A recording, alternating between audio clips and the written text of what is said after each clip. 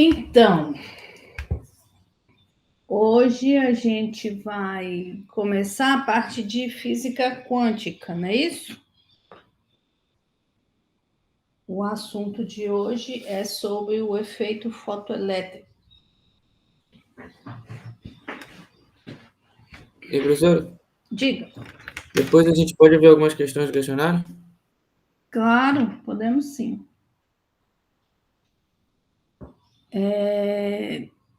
Então, o assunto, o conteúdo dessa parte, né, vai ser radiação de corpo negro, que eu vou só falar para vocês rapidamente, só para vocês terem ideia de como que tudo isso começou.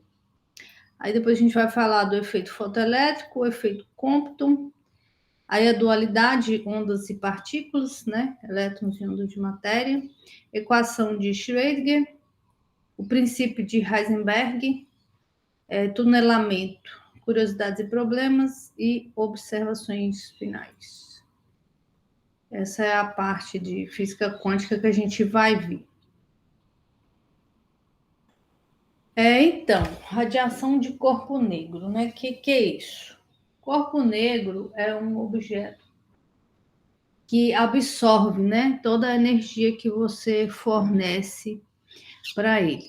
E ele deixa escapar uma pequena quantidade e a gente estuda essa radiação que fica presa dentro dele através dessa amostra que escapa, né? Então, pelas leis, né, da termodinâmica, a radiação térmica é emitida por todos os corpos, né? E o comprimento de onda depende da temperatura, né? A gente vê isso quando você tem um fogo amarelo, quando você tem um fogo azul, quando você tem um fogo branco, você sabe que essas cores estão relacionadas com a temperatura, né? À medida que a temperatura vai aumentando, ele vai mudando de cor, né? De vermelho para azul para branco.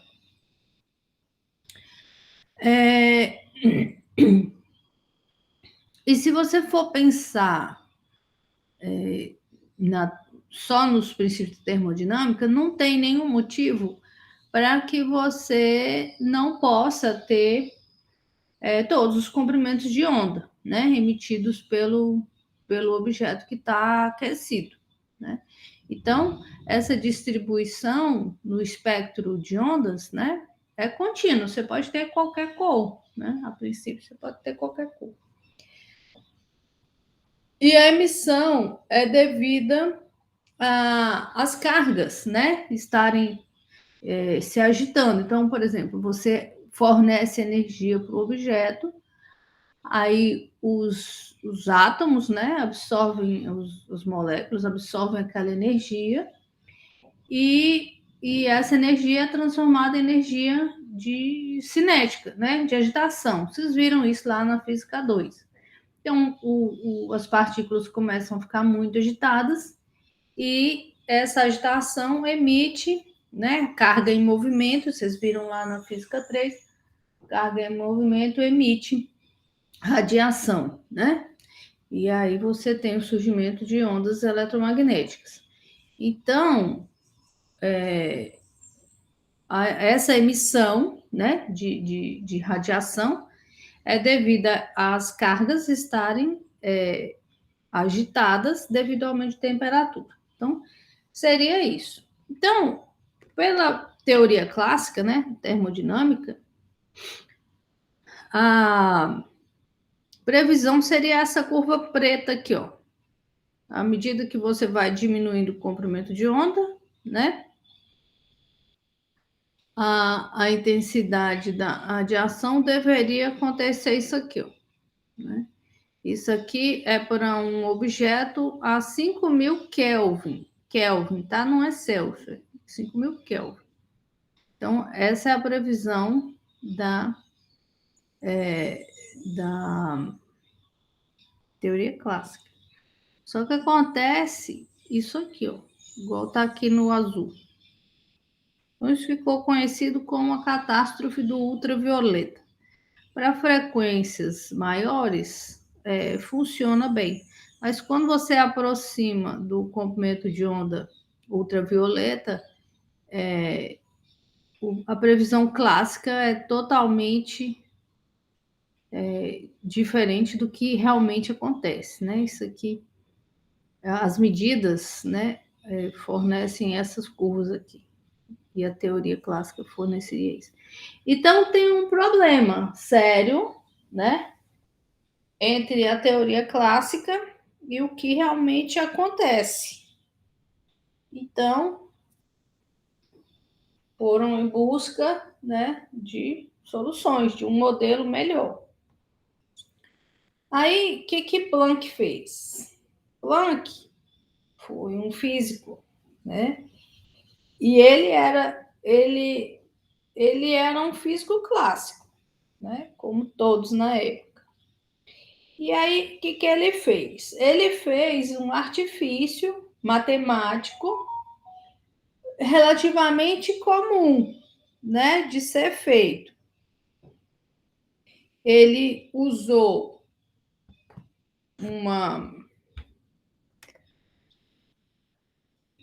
uma quantidade discreta de energia, que ele chamou de NHF, e ele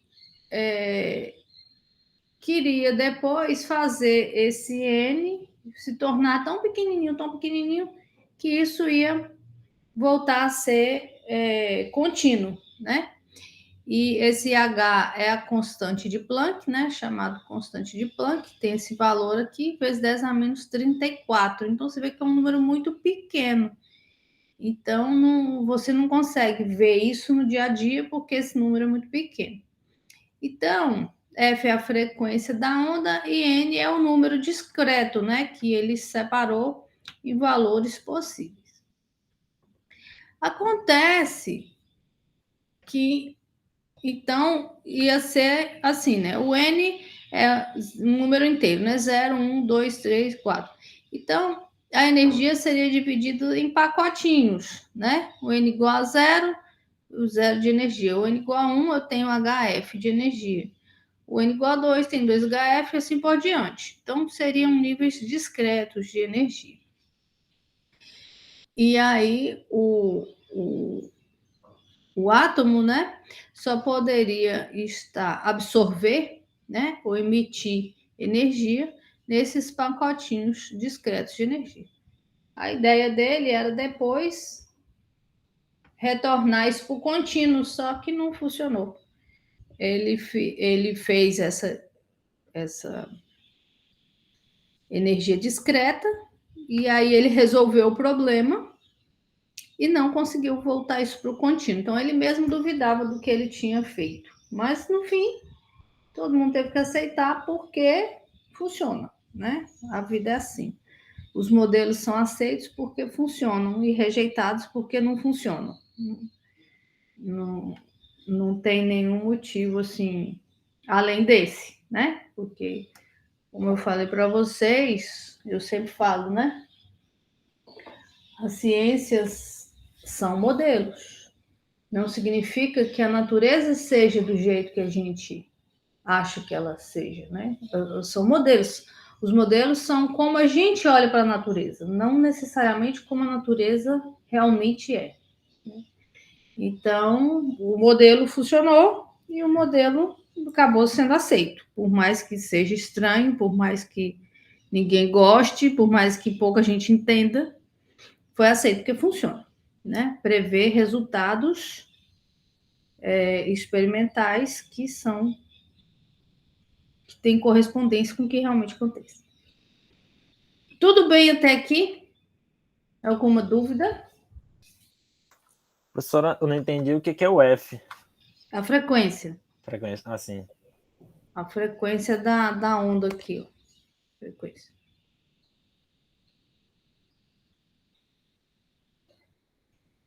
Tudo bem?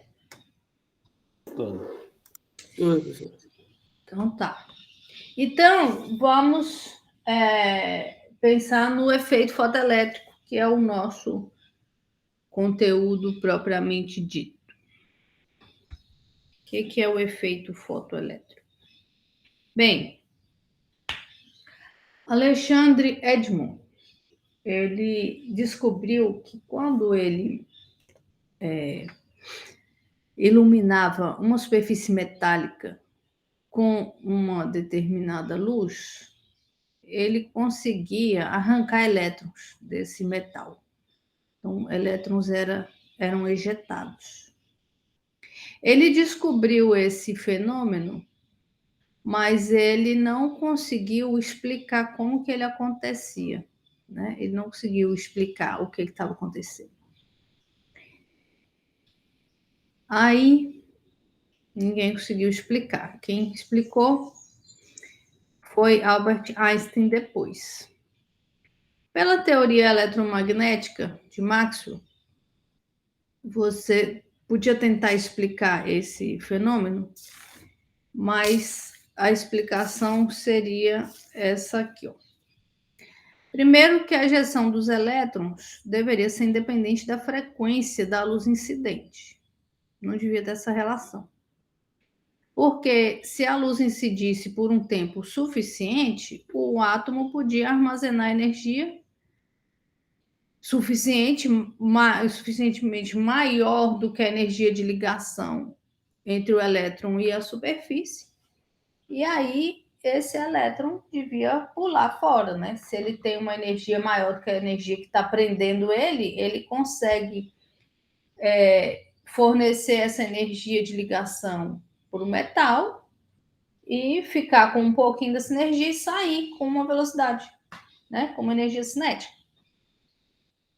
Então, classicamente, né, pela teoria de Maxwell, a única coisa que deveria acontecer é que você, dependendo da frequência da luz, você tinha que iluminar essa superfície por maior ou menor tempo, né?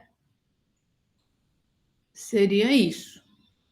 E aí, seria necessário apenas que a energia acumulada fosse maior, né, do que a energia que liga o elétron no átomo, né?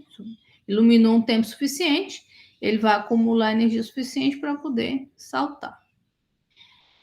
E o aumento da intensidade da luz, né? Se você põe uma luz mais fraquinha ou se você põe uma luz mais forte, devia aumentar a energia energia cinética que o elétron é emitido, né? Se você ilumina com uma luz fraquinha, você deveria ter um elétron com uma velocidade mais baixa. Se você ilumina com uma luz de intensidade mais forte, você deveria receber um elétron com uma velocidade mais alta. Só que aí, o que acontece de verdade? Não acontece nada disso. Aí, o que o experimento mostra, né? Vamos supor aqui, ó. Eu tenho aqui, esse é o experimento para você detectar o efeito fotoelétrico, né? Então, eu tenho aqui uma fonte, tem um perímetro, eu vou medir essa corrente aqui. Aí, essa fonte, ela fornece aqui elétrons para essa placa, né? Aí, o que acontece? Eu vou iluminar essa placa com uma luz aqui, no caso, está vermelha. Então, a frequência dessa luz é 4 vezes 10 a 14. A intensidade dessa luz é 2,4. E aí eu posso ficar iluminando aqui para sempre que não aparece corrente elétrica. Não sai elétron daqui para cá. Não aparece. Não aparece corrente. Aí eu vou aumentar então a intensidade dessa luz. Aí mantive aqui, ó, a frequência de 4 vezes 10 a 14 e botei uma intensidade de 10, era 2,4, botei intensidade de 10. E aí eu posso ficar aqui iluminando para sempre. Não tem corrente elétrica. Então, vou mudar a frequência agora. Aumentei a frequência para 6 vezes 10 a 14. E deixei a intensidade lá em cima, no 10. E aí, não aparece corrente elétrica. posso ficar iluminando aqui para sempre, não aparece corrente elétrica. Aí eu vou aumentar mais ainda a frequência. Eu botei agora aqui 7.098 vezes 10 a 14. Deixei a intensidade lá no 10. E nada acontece. Então, veja que a previsão clássica, né, de que se você iluminasse um tempo suficiente, você conseguiria arrancar o elétron, não funciona. A previsão de que o aumento da intensidade devia aumentar a energia do elétron emitido não funciona, até porque a gente nem conseguiu arrancar elétron ainda. E até agora nenhuma frequência conseguiu arrancar nenhum elétron, né? Então, vou aumentar mais ainda a frequência. Vou botar aqui, ó, uma luz ultravioleta. E eu diminuí aqui, ó, a intensidade para 2,125. E aí, acontece que eu consegui arrancar 2 elétrons. 2 elétrons, saiu. Então, com uma luz de frequência ultravioleta, eu consegui arrancar 2 elétrons. E aí, se eu aumentar a intensidade dessa luz,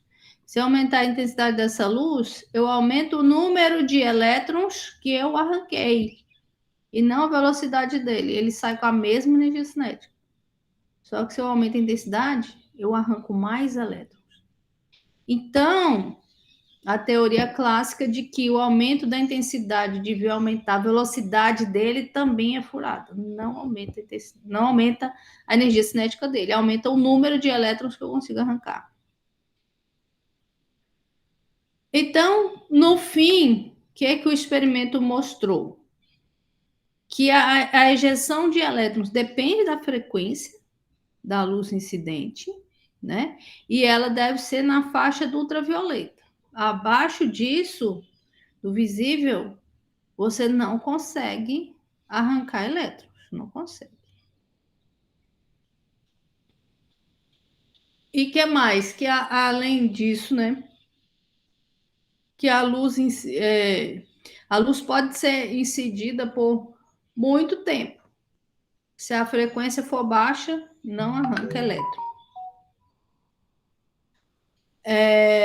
E o aumento da intensidade não aumenta a energia cinética, né? Aumenta a quantidade de elétrons ejetados. Então, isso daqui que foi visto no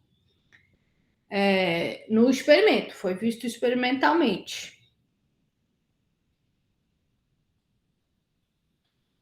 E aí, como que explica isso? Né? Quem explicou? Ah, tá. Deixa eu explicar para vocês antes aqui. Só um pouquinho, deixa eu botar isso aqui no silencioso.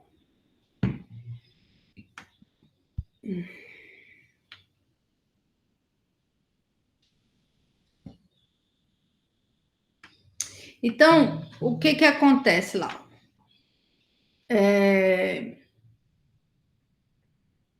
Você vai ter esse cara aqui, ó, geralmente negativo em relação ao alvo, né? Aí você vai aumentar a diferença de potencial e a velocidade do elétron diminui. Então, você aumenta aqui a diferença de potencial entre as duas plaquinhas, a velocidade do elétron diminui. E aí você tem uma diferença de potencial de corte. Essa diferença de potencial de corte é quando a corrente se anula. E aí você não tem elétrons ejetados mais. Eles são desacelerados e não atingem mais essa plaquinha aqui, né? Então, eu ilumino, aí o elétron é arrancado, tenta ir para cá. Só que esse lado aqui está negativo. Então, vai repelir. Aí ele vai tentar ir para lá, mas vai ser empurrado para cá. Então, velocidade do elétron vai diminuindo, até uma diferença de potencial de tal maneira que o elétron não consegue chegar aqui. Ele pode vir aqui bem pertinho, mas ele volta, não encosta aqui, e aí eu não tenho corrente, né? Essa que é a ideia, porque aí, se eu souber essa diferença de potencial de corte, eu consigo achar a energia cinética máxima, né? Se ele chega aqui e para, então eu consigo usar a diferença de potencial de corte para achar a energia cinética máxima do elétron. E essa energia cinética máxima não depende da intensidade da luz, né? Foi dessa maneira que eles viram que não depende. O que acontece quando você aumenta a intensidade é aumentar o número de elétrons ejetados. Então, a energia cinética máxima vai ser igual à carga do elétron vezes o potencial de corte, né? Porque aí, na hora que ele chega aqui bem pertinho, ele para, então ele está igual, né? Igualou a energia cinética dele com a carga do elétron E vezes o potencial de corte, né? Isso aqui tem dimensão de energia, né? Se vocês lembrarem lá da física 3. Diga, João. Eu não entendi muito bem o que aconteceu aí. O elétron ele fica parado no ar? Não, ele não fica parado, né? Ele está vindo para cá. Aí, quando ele chega aqui, a energia cinética dele é nula, porque essa placa que está repelindo ele. Aí ele não vai conseguir tocar nessa placa, ele volta, né? Porque ele está sendo repelido. Ah, sim. Aí não tem corrente, ele não vai ficar parado, ele vai ficar parado por um instante, mas como ainda tem força de repulsão, ele vai voltar, né? Ele não vai tocar. Essa tensão de corte é que vai ser energia suficiente para ele só chegar lá e acabar a energia. Parar aqui antes de tocar na placa. Entendi. Agora entendi. Ok. Professor, então essa velocidade depende da placa? Depende do material da placa, depende. Aqui nessa simulação aqui, tá usando alumínio, ó, tá vendo? Mas vai depender se você botar cobre, se você botar ouro, se você botar prata, vai depender. Isso aí muda, essa frequência de corte muda e a energia cinética máxima muda se você mudar o material da placa. Tudo bem? Sim, professora.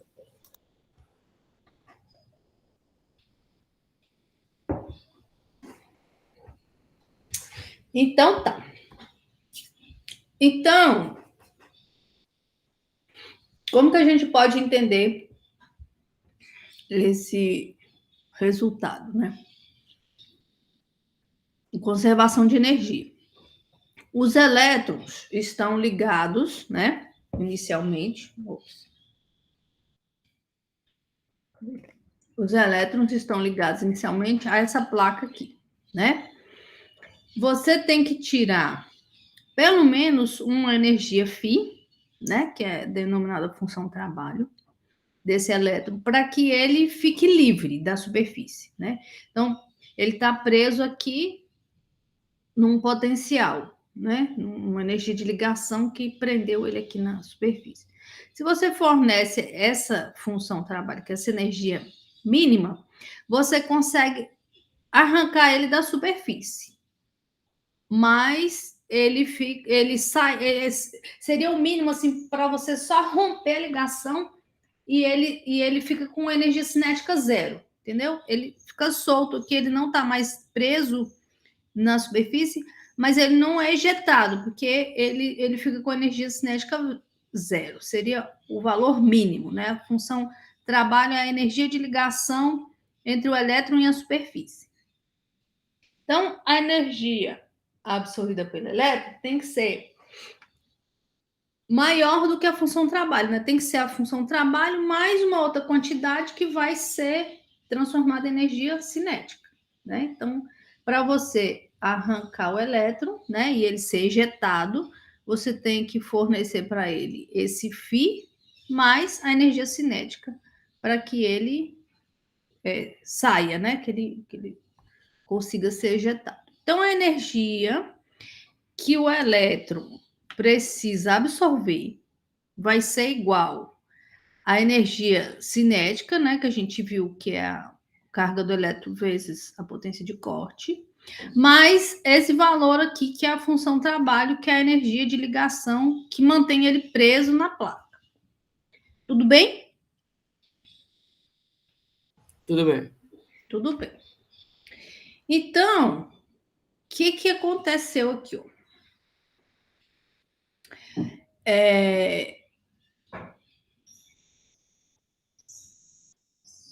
Planck tinha proposto que a energia fosse pacotes, né, de HF. Então, o que Einstein propôs? Que essa energia que o elétron é ejetado fosse igual a SHF, que o Planck propôs. Essa era a proposta de Einstein, para explicar o efeito fotoelétrico. Então, a energia necessária para arrancar o elétron é E, V de corte, mais a função trabalho, né? Que é a energia de ligação. Isso daqui igual a HF. Aí, se você isolar aqui, ó, a potência de corte, né? Eu vou passar o φ para cá subtraindo e vou passar essa carga do elétron para lá dividindo. Então, vai ficar assim, ó, potência de corte é igual a H sobre E vezes a frequência menos a função trabalho dividido por E. A função trabalho é uma constante, né? É energia que liga o elétron na superfície, né? Não muda esse valor se você não mudou a superfície, né? Para um determinado material, essa função tem o mesmo valor. Então, tá bom. E aí, quando você faz um experimento da potência de corte, do potencial de corte, em função da frequência, você acha uma linha reta. Assim, né? Você acha uma dependência linear, como essa função aqui, ó, né? Potência de corte depende varia linearmente com a frequência. Então, se essa função linear tem aqui H sobre E que acompanha o F, esse cara aqui, ó, lá de cálculo 1, você sabe que isso aqui é a inclinação da reta, né? Inclinação da reta, quem acompanha o X. Então, eu vou fazer aqui, ó, pegar dois pontos aqui, AB e aqui, de CB, e vou pegar esse triângulo retângulo aqui e vou calcular a inclinação, né? A inclinação vai ser aqui o AB dividido por BC, né? Não era assim que calcula a inclinação, que é esse ângulo aqui, né? Esse ângulo aqui vai ser a tangente desse ângulo aqui, né? Vai ser AB dividido por BC. Não é assim? Tudo bem com isso aí? Lá de cálculo? Tudo bem, né? Tudo bem, professor. Tá. E aí, quem que é AB? AB é essa diferença aqui, ó. Se você pegar o valor aqui, com esse valor aqui, e o valor aqui com o valor aqui. Então, substituindo lá os lados do triângulo, vai ser, ó. A, aqui, ó, é 2,35 volts. E o B, aqui, é 0,72, ó, menos que 1, 0,72. Então, esse daqui é esse tamanho aqui desse lado AB, do triângulo retângulo. Embaixo, eu tenho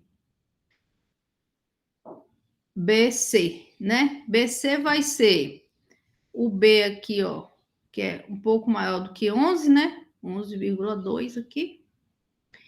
E o C é um pouquinho maior que 7 aqui, 7,2 também.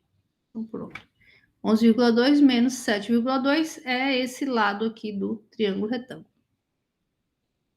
Aí, sabendo a carga do elétron, a gente pode calcular o valor da constante de Planck. E acontece que dá exatamente o valor que Planck tinha achado. Ou seja, a proposta de Einstein faz uma previsão correta. né? Ele achou exatamente o mesmo valor para a constante de Planck, conforme ele havia proposto. Então, como que ele explicou isso? Ele diz que a luz, então, é composta por pacotes de energia, são partículas, né, que foram chamadas de fóton um tempo depois.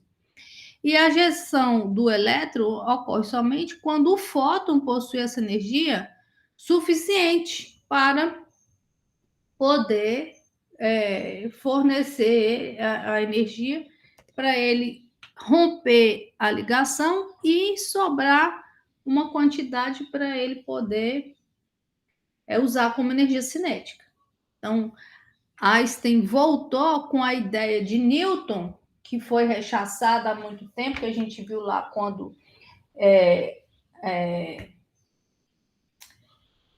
eu esqueci o nome do físico lá, que a gente viu em ótica, quando ele explicou a onda eletromagnética como uma onda, né? A radiação eletromagnética como uma onda. Ele explicou porque difratava, porque refletia, e aí todo mundo concordou, porque o modelo dele fazia previsões corretas.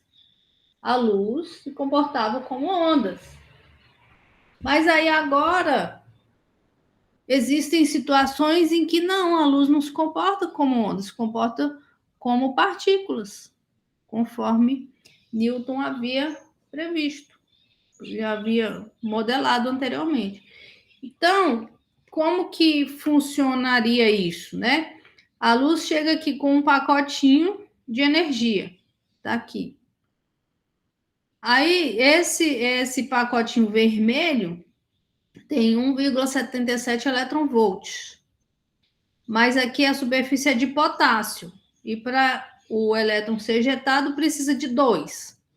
Aí, quando esse pacote chega aqui, o elétron não absorve esse pacote, porque ele não é suficiente. Não vai absorver.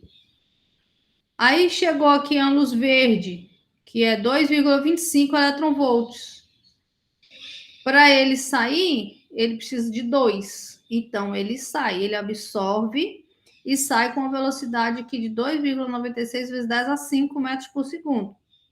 Porque sobrou aqui 0,25 elétron-volts, que dá para ele essa velocidade aqui. Ah, mas se chegar um pacote azul lá, violeta, a energia dele vai ser de 3,1 elétron-volt. Precisa de 2. Então, vai sobrar 1,1. Então, a velocidade dele vai ser bem maior, né? 6,2 10 a 5 metros por segundo. Ok? Então, seria essa a proposta de Einstein. E aí, o que acontece? Acontece que explicou, acontece que funcionou e acontece que ele ganhou um prêmio Nobel por causa disso. Ninguém mais conseguiu explicar e essa explicação foi aceita. Por um lado, explicou esse fenômeno, mas por outro, criou uma grande confusão, né? E aí, o que é a luz? É onda ou é partícula, né? A confusão começou foi aí, quando Einstein explicou o efeito fotoelétrico a partir da quantização de energia proposta por Planck. Tudo bem? Professora, então deixa eu ver se eu entendi. Sim. O comprimento de onda ele vai fornecer uma quantidade de energia. Dependendo do material, vai ter que ter uma quantidade exata de energia para poder o fóton, né, que esse pacote de energia, saltar. É isso? O elétron, né? O elétron é isso. O elétron absorve, né? Por exemplo, vem a luz vermelha aqui, cada pacotinho, né? São zilhões de pacotes, né? Um feixe de luz vermelha, zilhões de pacotes de fótons. Esse pacote o que é esse pacote? É um fóton.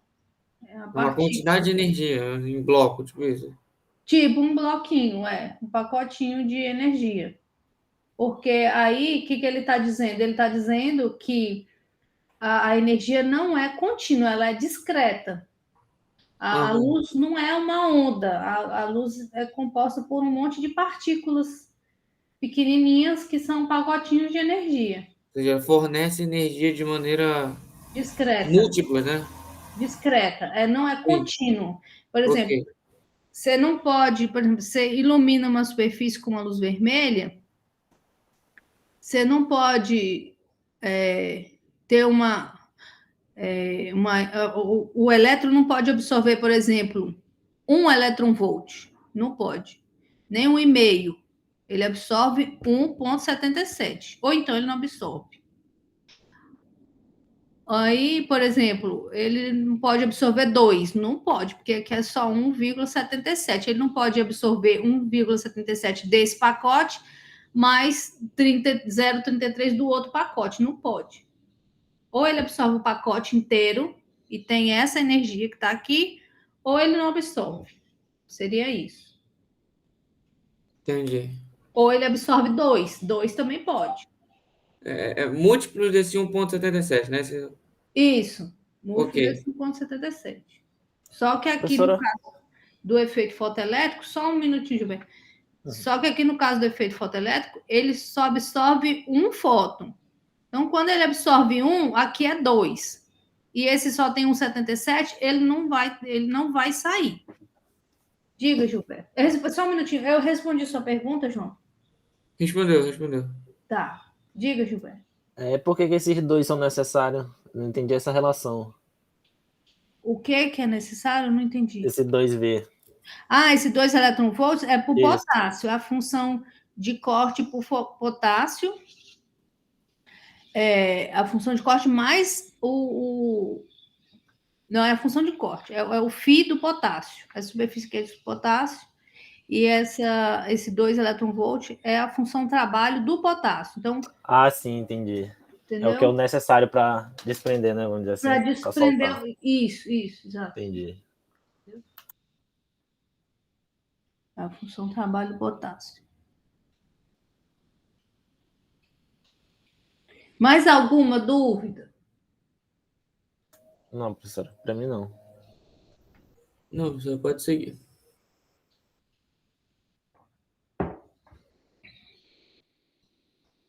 Tem um probleminha aqui para vocês fazerem. Em 1916, Millikan, aquele que descobriu os elétrons, obteve o potencial de corte em função da frequência da luz incidente para um alvo de sódio. Os dados estão representados na figura abaixo, que é essa figura que eu estava mostrando para vocês. Determine o valor da função trabalho do sódio.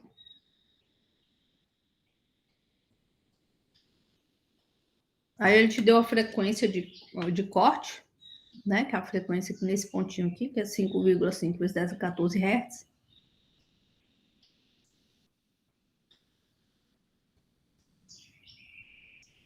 E aí você tem que achar a função trabalho. Tentem fazer aí 10 minutinhos.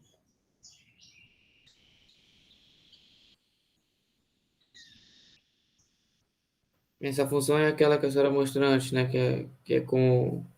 É esse fio aqui que ele quer, ó. Função trabalho. Ok. Ok. Beleza. Deixa eu colar aqui o valor da constante de Planck para vocês.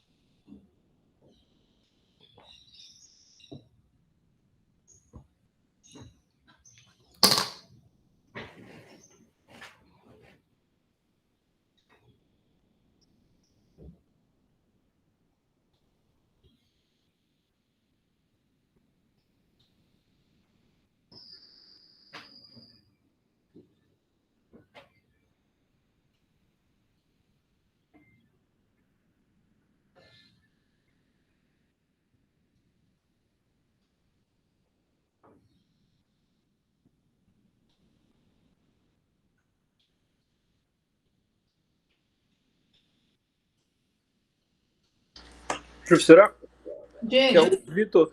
No final da aula, a senhora pode aguardar só um pouquinho que eu queria perguntar um negócio à senhora? Sim, podemos, não tem problema não. Obrigado. Nada.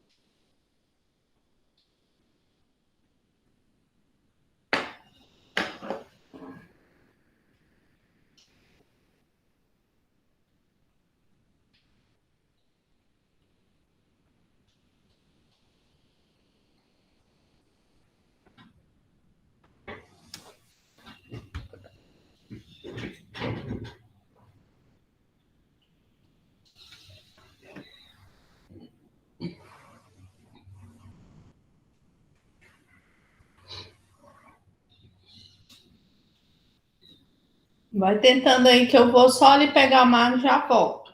Só um minutinho.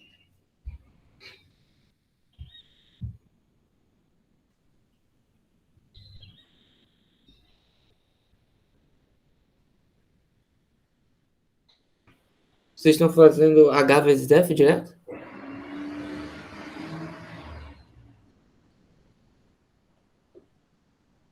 Oi, João? Vocês estão fazendo H vezes F? Sim. Eu só fiz isso, né? Porque se o F aí a tensão é zero, aí zero é isso, H vezes F, não é isso? É.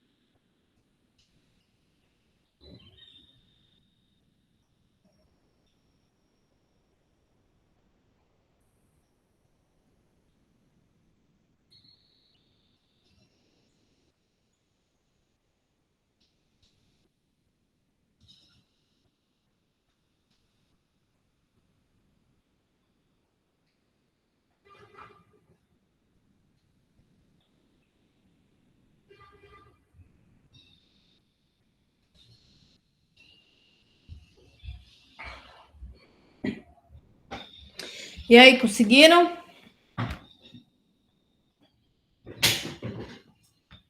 Acho que sim, professor. Quanto que deu? Como é que você fez? Bom, já que a gente tem a frequência de corte aí, quando a frequência de corte, na frequência de corte a tensão é zero, e aí isso vai fazer H vezes F, né? HF igual φ, isso. Aí deu 3,6465 vezes 10 a menos 19. Isso. Deve ser isso aí mesmo. Não estou com o valor aqui não, mas é só... H vezes F, né? Enfim, tudo certo. HVF0. Vocês entenderam, Gilberto, Vitor, conseguiram fazer? Sim, professor. A gente fez a mesma coisa. Mesma coisa, né? É. Porque na frequência de corte, é justamente observar o gráfico, né? A frequência de corte é essa daqui. Quanto que é o potencial? É zero, né? Nesse ponto, o potencial é zero. Só começa a ficar diferente de zero depois da frequência de corte. Então, era só ver o gráfico, né? Aí o V é zero, HF igual a φ. Então, HF dá o valor. Multiplicando. Muito bem. Agora, o efeito Compton. O efeito Compton é uma parte, né, do efeito fotoelétrico. Né? O que aconteceu com o efeito Compton? É que quando o Einstein fez o modelo dele para explicar o efeito fotoelétrico, ele previu que a luz deveria possuir momento linear, né? E que esse momento linear deveria ser igual à constante de Planck dividido por lambda.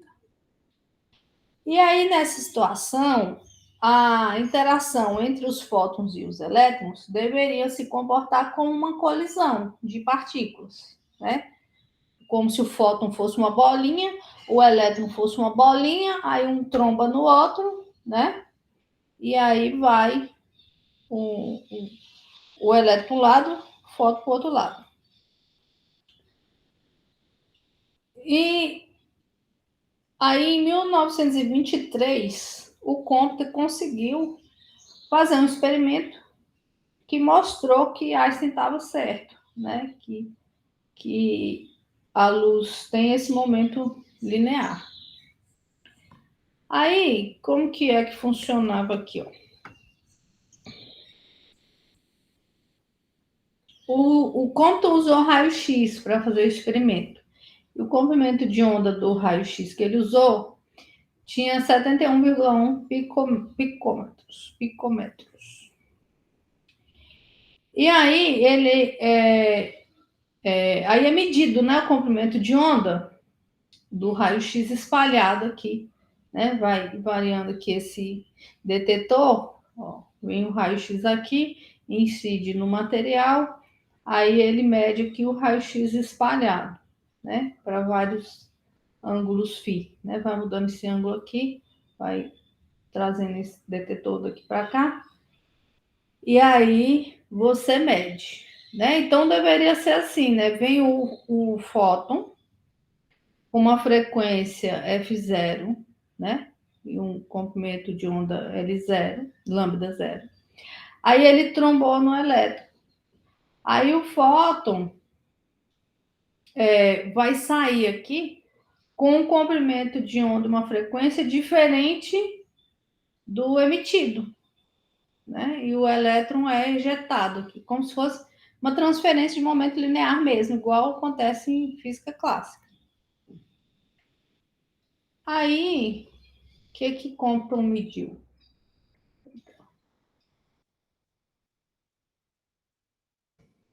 Compton mediu que para um ângulo φ igual a zero, né? Se você está lá, aqui, ó, né? Ops. Exatamente aqui, em cima do eixo X aqui, ó, com o detetor aqui. Então, você vai medir somente o valor de 71,1. Não mede outro valor, só isso. Mas se você colocar o detetor a 45 graus, você já começa a medir um delta lambda aqui, ó. Vai ter um valor um pouco diferente.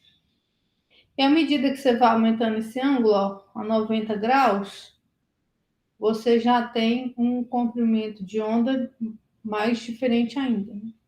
Até chegar aqui, ó, 135 graus, que esse delta lambda vai para quase 75 picômetros. Então, essa diferença no comprimento de onda do fóton que foi espalhado, ela só pode ser explicada através da transferência de momento linear, porque não tem outra maneira de você pensar nisso, não.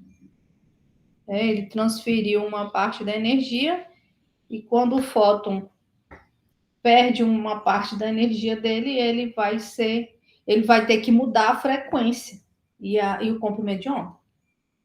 Não tem jeito dele mudar a energia sem mudar o comprimento de onda e a frequência. Então, seria mais ou menos assim, ó. Né? O fóton vem, bateu aqui no elétron, aí o fóton espalhado vai vir aqui, ó, que é esse aqui. Né?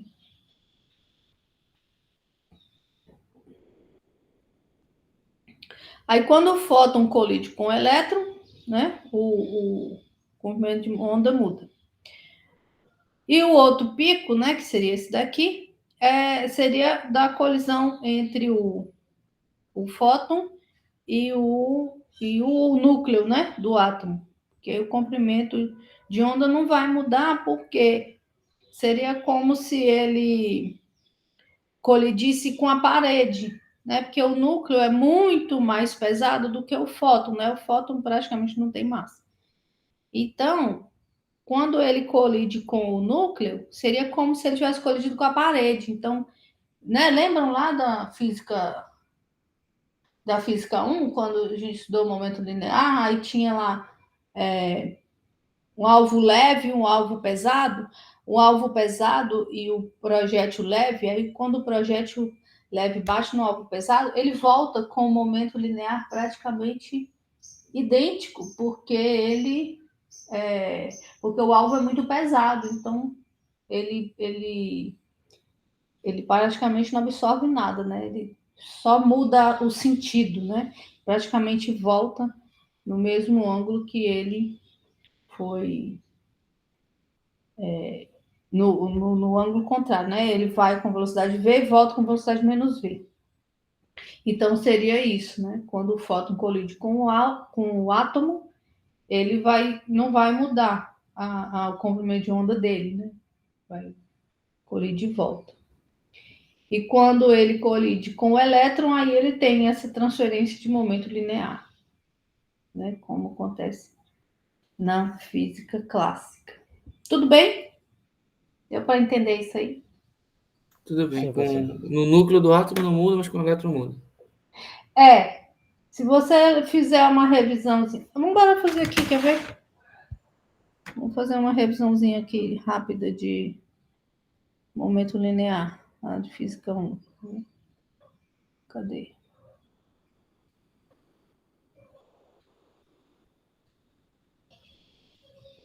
Cadê? Aqui, ó. Momento colisões.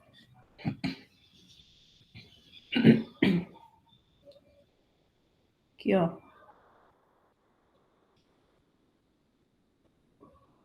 Aqui, ó.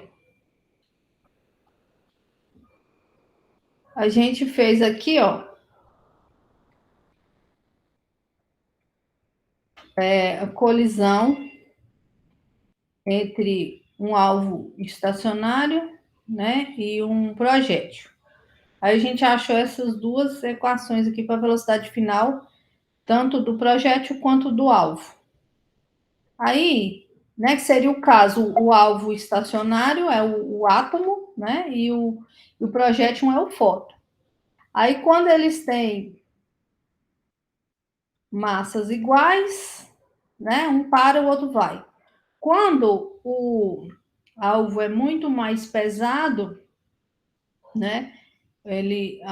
Quando aqui, ó, o alvo é muito mais pesado do que o projétil, né? Que seria aqui o átomo, muito pesadão, e o fóton bem levinho. Aí, quando ele tromba aqui, ele volta com a velocidade menos v, e o alvo praticamente não se mexe, né? Porque se essa massa M2, que é a massa do alvo, é muito maior do que M1, isso daqui tende a zero. Então, ele praticamente não se mexe, e o projétil volta com a velocidade que ele tinha inicialmente, né? Então, seria essa situação aqui, ó, do alvo pesado. Tudo bem? Tudo bem, professora. Quando o fóton tromba no átomo. Quando o fóton tromba no elétron, não, porque o elétron está em movimento, porque ele tem uma massa pequena, então vai ser diferente. Vai ter transferência de momento, né? Que não daquelas lá que eu mostrei para vocês. Então, a explicação de Compton, né? Para o efeito do que ele viu no experimento. Após a colisão, a energia do fóton é transferida para o elétron. Aí, a energia do fóton espalhado tem que ser menor do que a do fóton incidente, né? Porque ele dividiu a energia com o elétron.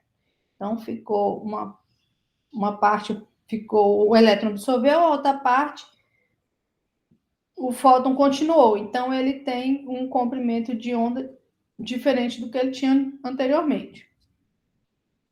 Só que a energia é HF, né? Então, se a energia diminuiu, a frequência também tem que diminuir, né?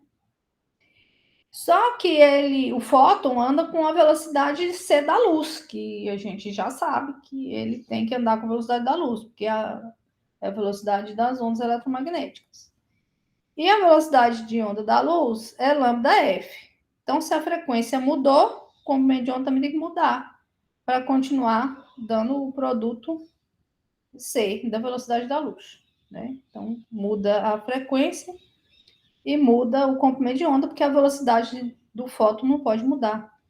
Ela é constante, né? É igual a C. Tudo bem? Tudo bem. Professora. Diga, Giovanni. Tudo bem? Não, tudo bem. Ah, então tá.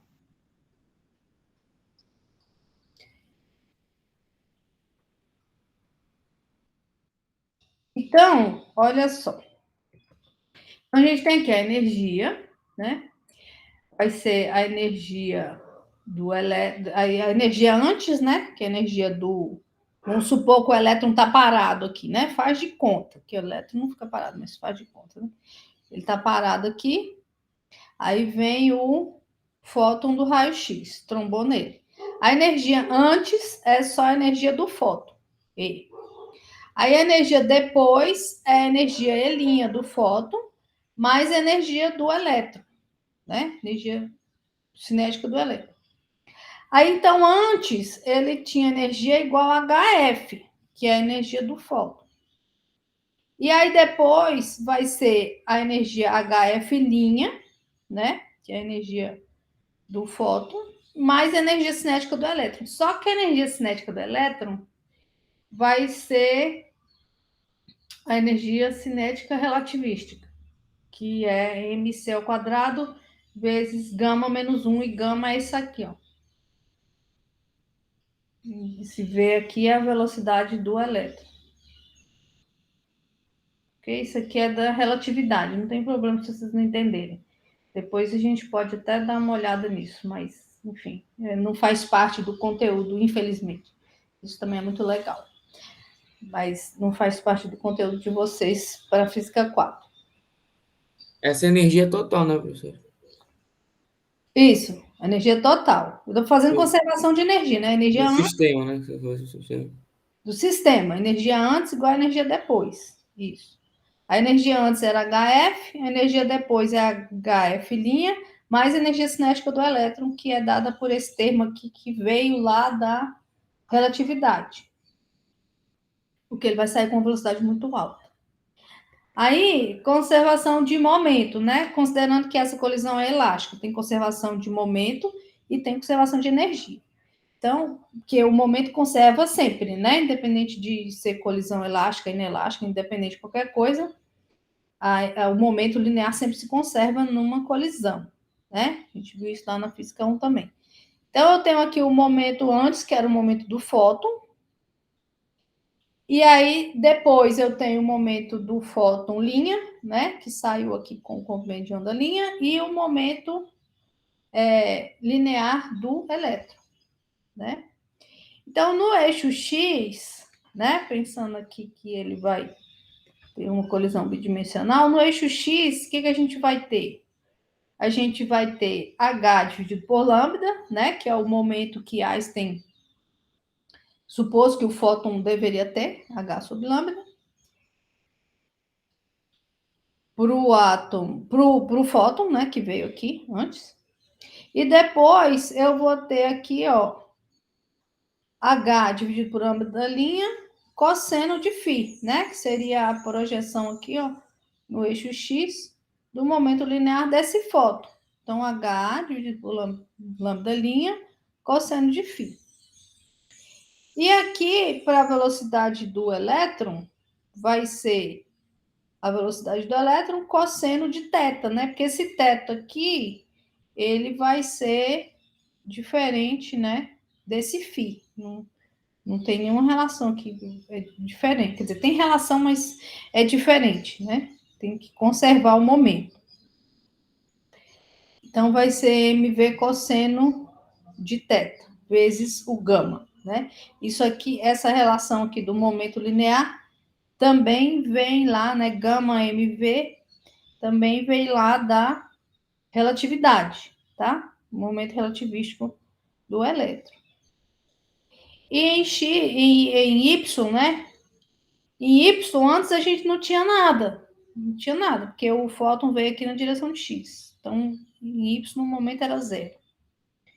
E aí, depois eu tenho o momento em Y do fóton igual a H dividido por lambda da linha, seno, né? Que eu vou pegar a projeção aqui no eixo Y. Então, é seno de φ.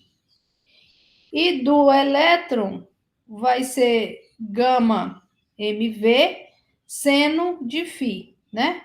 Só que ele está na direção contrária aqui, ó, o eixo Y, né? Então, eu vou ter esse sinal de menos aqui, menos gama mv seno de θ.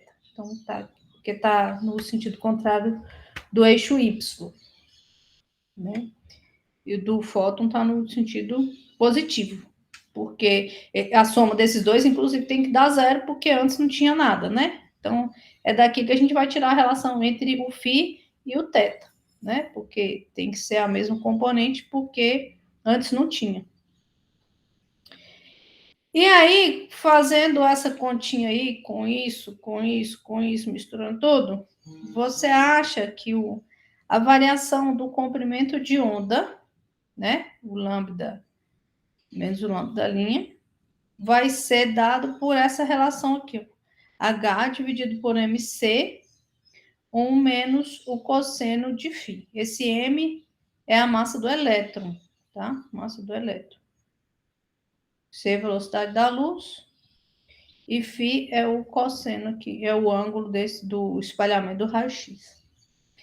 Então, essa é a relação que te dá a variação do comprimento de onda. E você vê que ela depende do φ, né? Lembra lá naqueles gráficozinhos? O delta lambda depende do φ. Se você olha 45, eu vou ter um delta lambda menor, né? À medida que eu vou aumentando o ângulo, o delta lambda vai aumentando, né?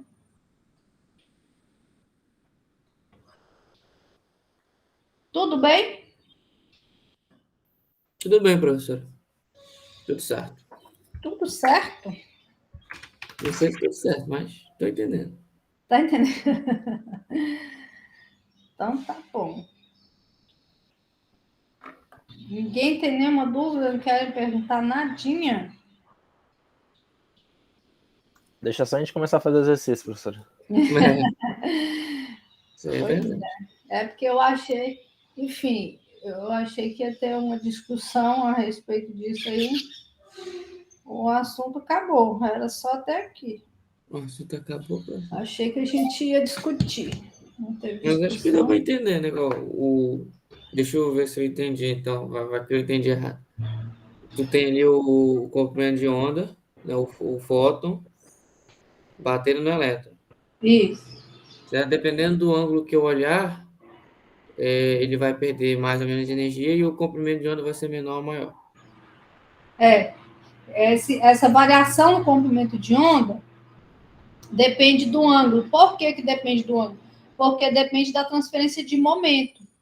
Então, é igual o jogo de bilhar. Já jogaram sinuca? Já. Então, Eu já.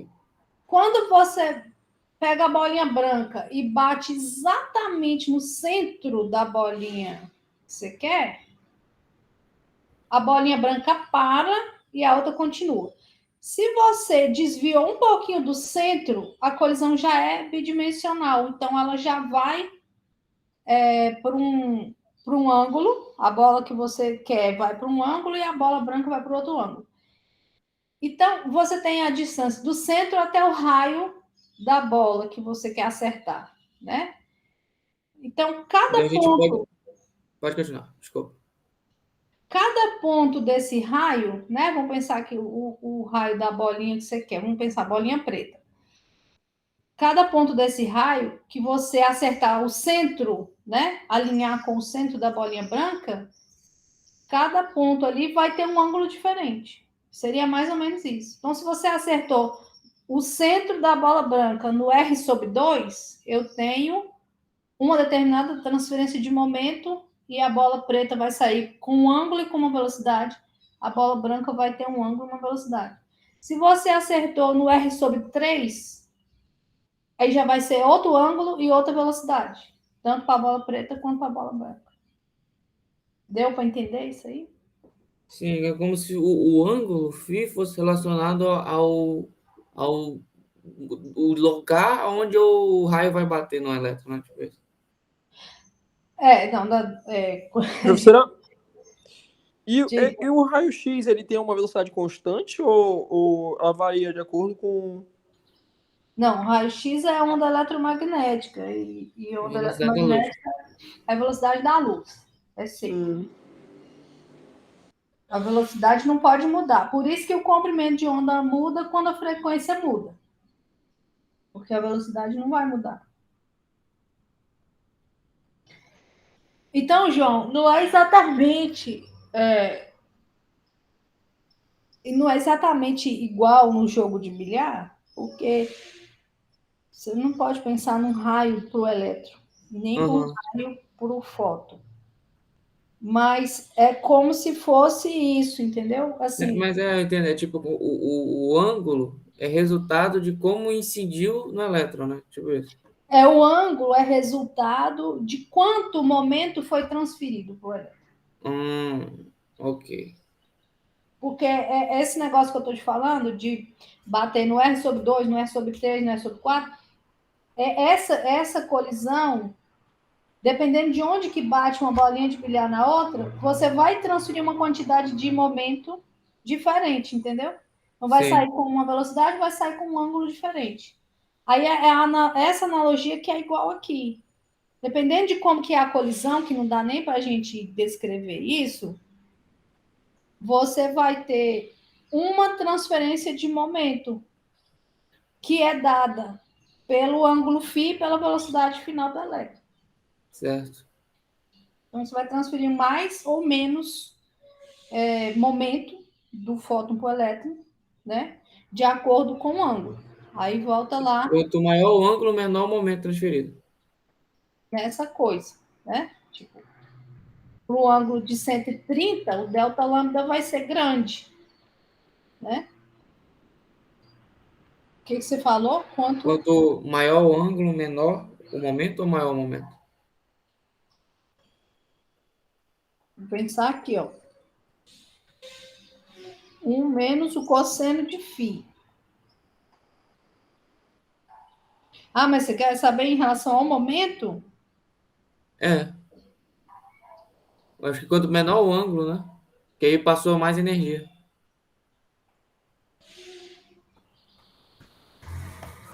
Quanto maior o ângulo, maior o delta lambda. Quanto maior o delta lambda, maior a transferência de energia. É isso que você falou? Quanto Eu acho maior que o ângulo, sim, mas eu acho que é o maior contrário. a transferência de energia. É, faz sentido. Quanto Faz maior sentido? o ângulo, maior a transferência de energia. Se for transferência pequena de energia, o ângulo é pequeno, né? Tanto que no φ igual a zero, não muda nada. Isso. É, faz sentido. Exatamente. Ok. E aí, o que mais vocês querem discutir? Vocês querem falar negócio do Ah, questionário? do questionário. Então, falar logo do último, né? Na questão lá de revisão, Ó, tem uma. a próxima aula a gente vai falar de elétrons e ondas de matéria. Vamos falar. Legal, legal. Então, lá no questionário de revisão, tem uma Hum, questão 2 lá, deixa eu que eu ver. acho que a unidade está errada, professor. A unidade. A gente chegou no mesmo valor, só que com. Lá não tem. Tá 200 e pouco.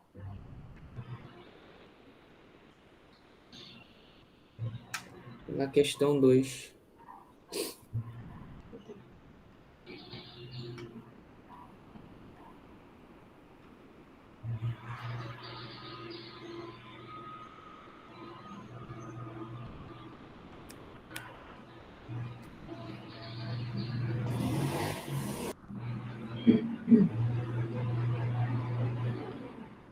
Questão 2. Questionário de revisão.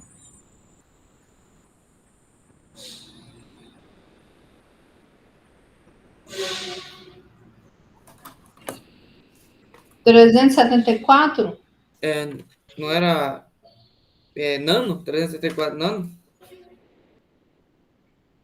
Ah, tá. Na verdade, o resultado deu 37, meu. 37,5. 3,74. Nano é É, 37,4. o meu Ah, também. verdade, verdade, verdade. E o índice de refração deu 1,46. Tá. O meu deu 47. Deixa eu anotar aqui. Mas Deixa tu eu ver. arredondou, mano? Não, não. O meu foi 1,46630918. Então, mas aí arredondando ia ficar 47 mesmo. Da mesma coisa. Mas eu coloquei assim porque como é resposta automática, né? Pode ser que esteja lá assim. Ah, será? Não sei. Como é que é? Vai ver. Porque a professora botei os valores tudinho que deu na calculadora, eu coloquei. Ah, Aí, tá. aí eu não sei se ele só leu o valor inteiro no sistema. Mas eu acho que o meu deu certo. Não. Não, ele ignora. Por exemplo, se eu coloquei a resposta, é porque aqui não vai bater, né? Porque tá com a unidade errada, realmente. Mas se, por exemplo, eu coloquei a resposta 3,74, aí você colocou 3,74598,6, não sei o quê, ele vai ignorar, ele vai olhar 3,74 e vai considerar o erro. Por exemplo, eu coloquei o erro 0,05, então ele vai ver 0,05 para mais, 0,05 para menos. Se estiver dentro dessa faixa, ele considera como correto. Aí eu coloco o erro justamente por conta de arredondamento. Se você arredondou para cima, ou se você ignorou, ou se você arredondou para baixo, vai considerar como correta, entendeu? Entendi, professor. Se eu não coloco o erro, aí tem que ser exatamente do jeito que eu pus.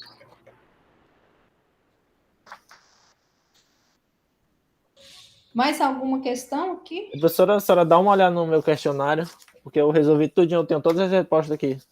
Mas eu É, acho que não então, bateu a as senhora tem respostas. como fazer, porque assim, se lembra no questionário de óptica, que tinha aquela questão de duas lentes que eu discuti com a senhora? A Sim, senhora disse que ia ver. Sim. Então, acabou que ele caiu de novo e eu errei de novo. Eu não sei como resolver essa questão. Quanto é que tu colocou, João? Qual O que mesmo da é? outra. Qual que é? É a questão 5 e 6 que estão relacionadas, né? Não, a 5 é lente É da bicomposta. 8. A 8 é a das duas Boas. lentes. Duas lentes? Isso. As duas lentes é a 8, se não me engano. Perdão, é isso mesmo. É 8. É 8. É 8. É que a imagem dá É depois da 8 e lente 9, né? 2. É 8 e 9, isso. Aí, ó, tá vendo? Eu botei a resposta. Ó, De 6,67, várias certo. maneiras. Para poder não ter problema. Eu até considerei que, ó, que se achasse sinal errado, ainda ia considerar 80% da questão. Pois é, eu fiquei uns 15 minutos pensando se eu colocava ou não colocava o sinal. Se a distância era só o módulo da distância, eu tinha que ter relação com o sinal. Eu acabei que eu Não, o coloquei 6. sinal, como eu falei para vocês, o sinal ele se refere ao posicionamento, se é antes ou depois da lente. Você tem que usar o sinal por exemplo, você resolveu para a primeira lente, você achou negativo, você tem que carregar o sinal para a conta da segunda lente. Sim, que ficou menos 10, né? É. Isso. Sim, sim. Sei que eu perdi 4 décimos aí, né?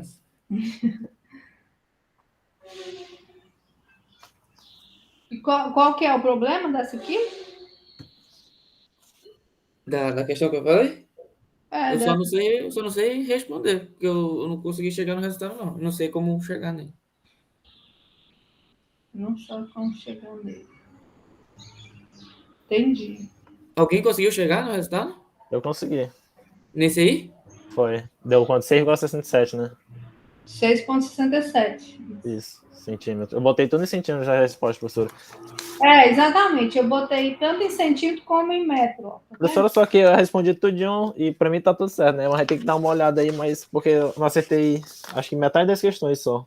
Mas todas as respostas que a senhora tá mostrando tá certa aqui. Eu tô com as resoluções aqui, se a senhora quiser que eu mande depois. Eu não entendi qual que é o seu problema ainda, É porque minha nota eu tirei 4, só que pelo que eu tô vendo tá tudo certo aqui. E tá tudo respondido aqui. Uai, peraí, vamos ver. Questionário de revisão, né? Isso. Questionário de revisão. Cadê você? Tá aqui. Vamos ver.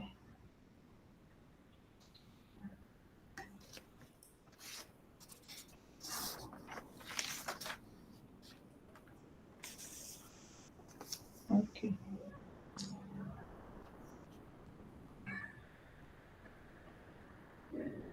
Ah, tá. Essa aqui é a que vai colocar, né? É.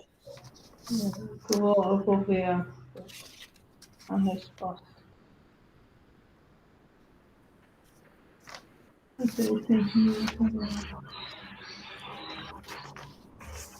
Aqui tá errado, ó. Aqui deu menos 5,71. O seu deu 13. Questão 3. Viu aí? Essa aí tá certa. Essa aí eu errei mesmo. Aí essa aqui, a altura da imagem. Como você errou a primeira, A outra também. calma que erra a segunda, né? Aí essa aqui Quanto eu coloquei na altura da imagem, professora, nessa aí? é virtual, essa aqui. Colocou 2, mano. 2. Tá certo. Eu acho que eu errando a primeira questão já foi a outra. Acho que foi por isso que. Porque essa aqui se acertou. Uhum. A gente é convergente. Aí você botou lá, a resposta menos 10. Mas a resposta não é menos 10. Então, a imagem é virtual, porque ela vai estar atrás da lente, entendeu? Uhum. Eu confundi, achei que era só invertida. Real invertida. Eu confundi. Aqui é virtual. Porque ela é feita pelo prolongamento e não pelo. Então acho que é só aquela questão mesmo. Aí aqui. Com relação à imagem, quando a imagem ela é real, ela é positiva, e quando ela é virtual, é negativa, sempre, todos esses casos aí. Isso, exatamente. Exatamente. Mas eu vou corrigir a questão lá que está com a unidade errada depois. Mais alguma dúvida? Eu só dá tempo de a senhora resolver lá essas questões das duas lentes? Ou só tem como mandar a resolução? Tá, eu faço a resolução, coloco lá para vocês, que o Vitor ainda quer falar alguma coisa comigo, Tá bom. o que ele quer. Mais alguma questão que vocês querem Não, professora, para discutir? mim não. Além dessa, não, né? Eu vou olhar essa questão da unidade e a questão das duas lentes, né, Pedro? Sim. Duas lentes. Então, tá bom. Então, hoje é quarta, né? Então, a gente tem aula de novo na próxima segunda. Tá, no próximo segunda, a gente vai ver a dualidade de onda-partícula para o elétron. Ah, professora, não, desculpa, mais uma coisa. Diga. No questionário de difração que a gente fez, eu acertei, que são 4 questões, né? Eu acertei a questão, só que eu coloquei o resultado em radianos. Estava em graus lá, e ficou como errado. Qual que é a questão?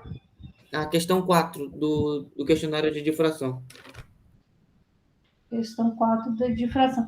Eu coloquei. Normalmente eu coloco tanto em graus quanto em radianos. Igual essa, eu pus centímetro e metros. Mas se não tiver, eu coloco lá e aí vai É considerar que como. eu fiz a conversão e estava dando resultado igual. Certo. Entendeu?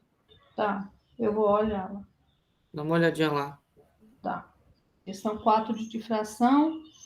Questão 2, que é a unidade de lambda, e a questão das duas lentes. Tá bom, tá anotado.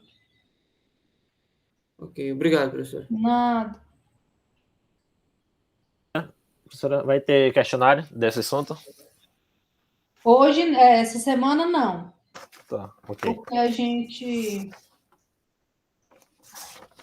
Não, eu não vou pôr, não. Vou dar um tempo maior para vocês estudarem, porque esse negócio pode ser meio chatinho, assim, pra você até você pegar a mãe do negócio, não vou pôr, não. Porque se a gente tivesse tido aula na segunda, aí eu colocaria, mas tá muito em cima para vocês estudarem. Deixa para a semana que vem. Ok, professor. Obrigado. Nada.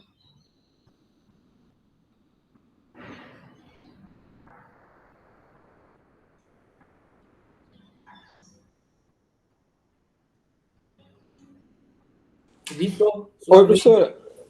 Diga. A minha questão é só que eu lhe mandei um e-mail há um tempo atrás e também lhe mandei num chat do AVA uma coisa que aconteceu, porque, tipo, eu trabalho numa empresa, aí eu divido um setor com um rapaz. E aí ele teve que tirar 15 dias de folga e eu fiquei meio afastado da faculdade no tempo que ele ficou de folga e eu não consegui fazer os exercícios lá da senhora. Na verdade, lhe entregar, né? Como a gente fica num grupo, eu, o João e mais uns 2 meninos, eu acabei só acompanhando mesmo o que eles iam fazendo, mas eu não lhe entreguei. Mais por questão de não querer só copiar deles, entendeu? Porque, tipo, geralmente a gente fica conversando sobre as questões e tal. E aí eu queria lhe perguntar se tem como eu lhe entregar, mesmo que seja manuscrito, essas coisas, ou de alguma forma, porque acaba que naquela parte da AP1, que até seria a revisão 1, eu fiz bem poucas por causa dessa questão, porque eu tô pagando bastante matéria, eu me atrasei em muitas e acabei não conseguindo acompanhar direito. Pois é, Vitor, mas isso é muito complicado, você sabe por quê? Porque você não pode fazer estágio no horário da aula, entendeu? Não, professora, mas não é estágio em si, é o meu trabalho normal mesmo. Tipo, porque eu moro só, aí eu tenho que. Meio que eu trabalho normal. Entendi. E aí, tipo, a Física 4 é a última matéria do ciclo básico que eu tenho que pagar. Entendi. Olha, é complicada a situação, mas vamos fazer o seguinte. Você já está mais tranquilo? Já está conseguindo acompanhar? Sim, professora, eu tento ver as aulas depois, sempre. Era bom se você conseguisse entrar, né, no horário para você poder conversar e discutir suas dúvidas. Uhum. Porque depois não é a mesma coisa. Mas, enfim, faz essa parte, né? Porque, na verdade, a gente já está no último pedaço da matéria, que é a física quântica, né? Eram 3 partes. Sim. Então, a gente já está na última parte. Então, faz aí bem direitinho, estuda bastante. E aí a gente vê se você consegue ir para a final. Tá. Tá bom? Aí, Uhum. você indo para a final, a gente vê o que faz. Você assiste os vídeos, eu posso fazer aula de tirar dúvidas, enfim. Não, tranquilo, professora. Tá bom. Tá bom? Obrigado. Nada. E aí, que mais? Mais alguma coisa? Acho que somente, professora. Dando Somente? uma olhada lá nas questões, a gente já fica feliz. Tudo bem. Então, eu não vou pôr o questionário dessa semana para vocês estudarem. E aí, na semana que vem, a gente coloca. Aí eu vou ver. Semana que vem a gente vê como é que fica a questão dos questionários, porque também eu não quero colocar muita matéria neles, em cada um deles, né? Porque vocês precisam de um tempo para poder processar isso aí. Mas semana que vem a gente vê, tá bom? Tá bom, professora. Bom dia, valeu. Bom Tá dia. bom, professor. Bom dia, professor. Até Obrigado. mais, professora. Até.